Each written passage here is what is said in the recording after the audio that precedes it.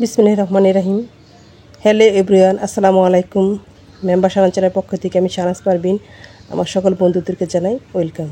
কাছে কিংবা দূরে, দেশ ও দেশের বাহিরে যে যেখান থেকে আমার এই ভিডিওটি দেখছেন, আশা করি আল্লাহর রহমতে আপনারা সবাই ভালো আছেন। আমিও ফ্যামিলির সবাইকে নিয়ে আলহামদুলিল্লাহ ভালো আছি। সবার প্রতি অনেক অনেক ভালোবাসা এবং শ্রদ্ধা জানিয়ে আজকের ভিডিওটি শুরু করলাম। আজকে আমি আপনাদের সাথে শেয়ার করব কিভাবে মুরগির ডিমের আল্ট্রাসোনোগ্রাফ করা যায়। আসলে মানুষের তো আল্ট্রাসোনোগ্রাফ করা হয় যে কীভাবে ছেলে হবে না মেয়ে হবে, আর আমরা মুরগির আল্ট্রাসোনোগ্রাফ করব যে মুরগির ভিতরের যে ডিমটা আছে ডিমের মধ্যে বাচ্চা হবে কি না হবে। এভাবে যদি আপনি টেস্ট করে মুরগির ডিম দেন তাহলে কিন্তু মুরগির ডিম একটাও নষ্ট হবে না, প্রত্যেকটা ডিমের থেকে বাচ্চা হবে এবং যে ডিমগুলো আপনার বাচ্চা হবে না সেগুলো আপনি উঠিয়ে খেয়ে ফেলতে পারবেন, কোনো সমস্যা হবে না। একদম পরিষ্কার পরিচ্ছন্ন, কোনো গন্ধ নেই, একদম টাটকা ডিমটা আপনি পাবেন। আমি এই যেভাবে দেখে দিচ্ছি, আসলে তো আপনাদের আমি এটা দেখলেই বুঝতে পারি এবং একটু লাইট ধরলে আমি সম্পূর্ণ বুঝতে পারি কোনটা ডিমে বাচ্চা হবে আর কোনটা ডিমে হবে না, সেটা বুঝতে পারি। কিন্তু আপনারা তো সেটা বুঝতে পারবেন না, সেজন্য আপনাদেরকে ডিটেলসে দেখানোর জন্য আমি একটু অন্ধকারে এই ডিমগুলো নিয়ে যাব, তাহলে আপনাদের বোঝার সুবিধা হবে। এই দেখেন ডিমগুলো, এই ডিমগুলো আমি একটু অন্ধকারে নিয়ে আসছি। অন্ধকারে নিয়ে আসার পরে দেখেন আমি এই যে ডিমের মধ্যে লাইট ধরেছি, দেখবেন একদম চকচকে যেটা, সেটার মধ্যে আর বাচ্চা হবেন না। এটা কিন্তু 7 দিন পরে দেখানো হচ্ছে, ডিমটা মুরগির নিচে দেওয়ার 7 দিন পরে এই ডিমটা দেখানো হচ্ছে। আর আমি এটা প্রথমে বুঝতে পারি যে এই ডিমগুলো কোনটা উঠবে কোনটা না উঠবে, উপর একটা ফোঁটার মতো থাকে, সেটা থেকেই বোঝা যায়।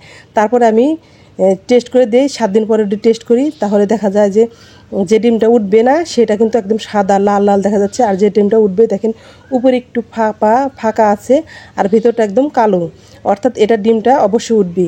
দেখেন এটা এই একটা অবস্থা হয়েছে। আর লাইট দিলে বুঝতে পারবেন রক্তের কণিকার মতো দেখা যাবে, যে রক্তর কিছুটা কণিকা দেখা যাবে, একটু রগের মতো দেখা যাবে, তখন বুঝতে পারবেন যে এই ডিমটা উঠবে, অন্য ডিমগুলা উঠবে না। আর এই ডিমগুলা যখন উঠবে না তখন সেটাকে আপনারা খেয়ে ফেলতে পারবেন।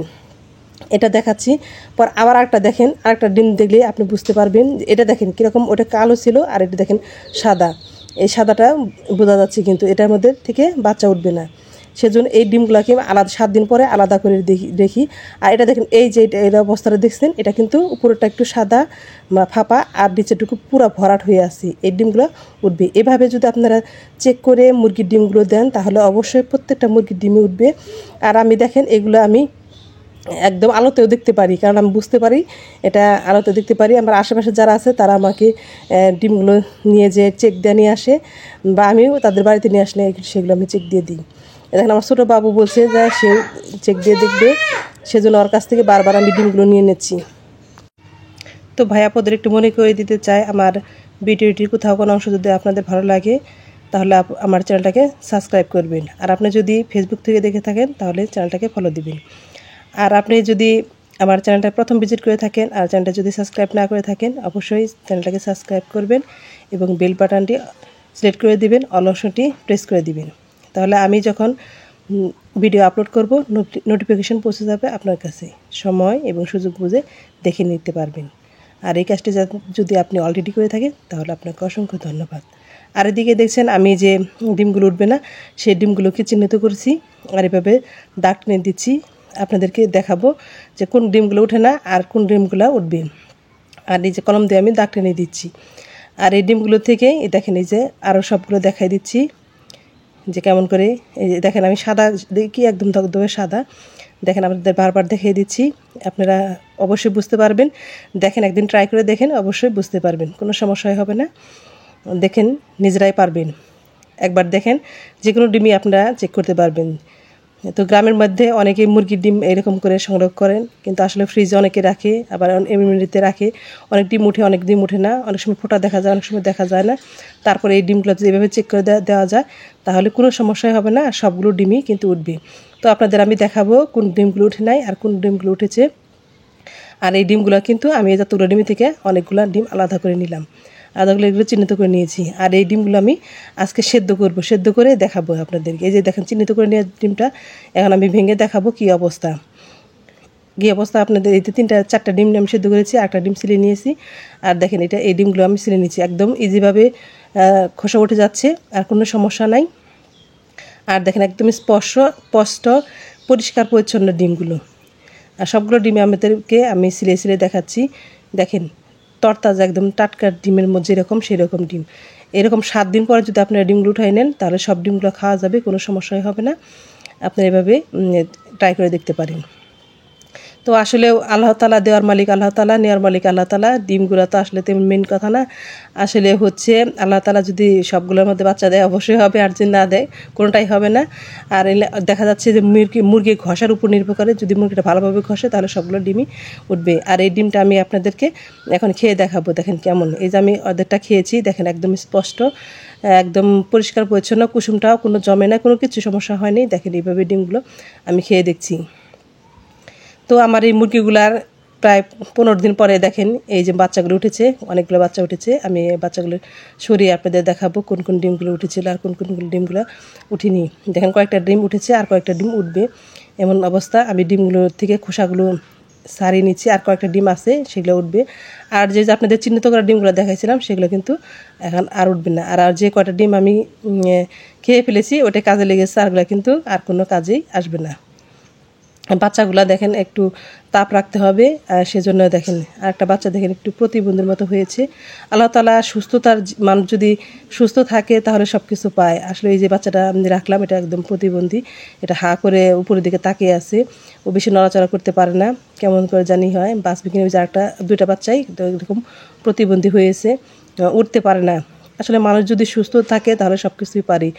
দেখেন পশু পাখির মধ্যে অসুস্থতা, প্রথম বাচ্চা জীবনে তার মায়ের কাছে খাওয়া শিখবে, সে মাকে দেখতে পারছে না, উপর হয়ে আছে, উঠতে পারছে না, কি একটা অবস্থা। আল্লাহ তাআলা আমাদেরকে সুখী রেখেছে, এটাই কিন্তু আল্লাহর কাছে অনেক নিয়ামত। প্রতিটি মানুষের সুস্থতা হলো আসল কথা। যে অসুস্থ মানুষ সে বুঝতে পারে তার জীবনে কতটা করুণ অবস্থা। একটু মাথা নিচে করতে পারে, আর এটা দেখেন মাথা উঁচুই করতে পারে না, মনে হয় ঘাড়ের যে হাড়টা সেটা মনে হয় আর স্পষ্ট হয়নি। তো এদিকে মুরগির ডিমগুলো আর কয়েকটা আছে, আর বাচ্চাগুলো একটু তাপ দেওয়ার জন্য আমি ডিম সহ বাচ্চাটাকে এরকম রেখে দিয়েছি, তো আপনাদের দেখানোর সুবিধার জন্যে। তো এই বাচ্চাগুলা দেখেন একটু একটু বড় হয়েছে। আর দেখেন মা তো মাই, সব মাই কিন্তু সমান না, মানুষের মধ্যে যেরকম আছে পশু পাখির মধ্যে তেমনই আছে। এই যে এই বাচ্চাটা দেখছেন এই ক্যামেরার সামনে, আমি হাতে নিয়ে মোবাইল হাতে নিয়ে আর ভিডিও করছি। এই বাচ্চাটাকে আর আম্মু দেখতে পারেন, দেখেন কীভাবে ঠুকরে ঠুকরে একে একদম আধামরা করে ফেলেছে, একে কোনোভাবে সহ্য করতে পারছে না। আমি বুঝতে পারতেছি না যে নিজের সন্তানকে সে এরকম করে কেন, যেখানে পাচ্ছে সেখানে ঠুকরে ঠুকরে একদম ওর অবস্থা নাজেহাল করে ফেলেছে। বাচ্চাটা মনে বাঁচবে না এরকম একটা অবস্থা করেছে। কয়েকদিন ধরে বাচ্চাটা উঠছে তার এই অবস্থাটা করছে। দেখেন এই যে কি অবস্থা, বাচ্চাটাকে একদম হাড় মাংস তুলে ফেলেছে, এই অবস্থা দেখেন। তো আল্লাহ তাআলা ওকে হাত দারাজ করুক, আমি আমার নিজের সন্তানের মতো করেই রাখবো ওকে, এরকম আর পরিস্থিতি হতে দেব না।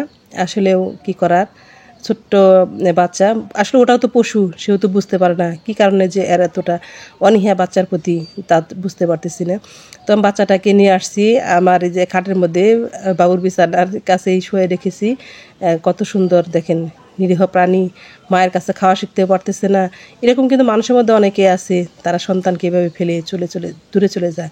সন্তানের অবস্থাটা কখনো চিন্তা করে না যে আমার সন্তানটা কি ভালো থাকবে না মন্দ থাকবে। আবার কিছু কিছু মা আছে তারা সন্তানের জন্য এই জীবন উৎসর্গ করে দেয়। আসলে প্রকৃতিও যেমন ভিন্ন, মানুষের সব ভিন্ন। আমি এই বাচ্চাটাকে আমি আমার এই যে একটা হাঁড়ির মধ্যে একটা কাপড় দিয়ে রেখেছি, আর ওকে আমি সুন্দরভাবে পানি টানি খাওয়াবো। আমি আমার মতো আমার কাছে আমি যত্ন করে পালবো, কারণ মাকে এরকম মারতে দিব না। দেখেন কি সুন্দরভাবে পানি খাচ্ছি। তো সবাই এই বাচ্চার জন্য দোয়া করবেন, বাচ্চারা যেন বেঁচে থাকে। তো এভাবে যদি আপনারা ডিমগুলো চেক করে বাচ্চাগুলো দিতে পারেন তাহলে একটা ডিম আপনাদের নষ্ট হবে না, আর সব ডিমগুলো উঠবে। আর যে কটা না ডিম উঠবে সেটাও কিন্তু লস যাবে না, সবগুলোই কিন্তু আপনাদের কাজে লেগে যাবে। দেখেন কি সুন্দর করে বাচ্চাটা পানি খাচ্ছে। আসলে আর অনেক পিপাসা, অনেক তৃষ্ণা। আমি কিছু খাবার খেয়ে দিয়েছি, ধানের যে খুদ আছে সেটা খাওয়াই দিয়েছি, খাওয়াই দেওয়ার পরে একটু পানি খাওয়াই দিচ্ছি। আর দেখেন সুন্দর করে বসে আছে, আমি আমার বিছানার মধ্যে বাচ্চাটাকে রেখেছি। তো সবাই অনেক অনেক বেশি ভালো থাকবেন, সবাই মেম্বার শাহনাজ চ্যানেলের সাথে থাকবেন এই কামনা করে, সবার দীর্ঘায়ু এবং সুস্থতা কামনা করে আমি আমার আজকের ভিডিওটা এখানে শেষ করছি। আল্লাহ হাফেজ, আসসালামু আলাইকুম।